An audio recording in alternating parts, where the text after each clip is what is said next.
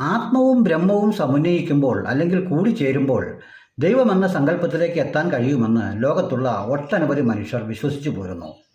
എന്നാൽ ആത്മത്തിനും ബ്രഹ്മത്തിനുമൊപ്പം അപരത്വത്തെ കൂടി ചേർത്ത് നിർത്തുമ്പോഴല്ലേ ദൈവമെന്ന സങ്കല്പത്തെക്കുറിച്ച് ഒന്ന് ചിന്തിക്കാൻ പോലും കഴിയൂ എന്ന് ഇക്കൂട്ടർ മനസ്സിലാക്കുന്നുമില്ല. ഞാനില്ലെങ്കിൽ നീ ഇല്ല എന്നുള്ളത് അറിയുകയും ചെയ്യാം. അതായത് നമുക്ക് മാത്രമായി നിലനിൽപ്പില്ല എന്നുള്ള വസ്തുത.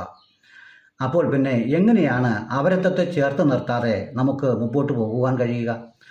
അപരത്വത്തെ ചേർത്ത് നിർത്താതെ നമുക്ക് മുന്നോട്ട് പോകാൻ കഴിയില്ല എന്നറിയുമ്പോൾ അപരത്വത്തെ ചേർക്കാതെ എങ്ങനെയാണ് നമ്മൾ ദൈവസന്നിധിയിലേക്ക് എത്തുവാൻ കഴിയുക എന്നുള്ളതാണ് എൻ്റെ ചോദ്യം.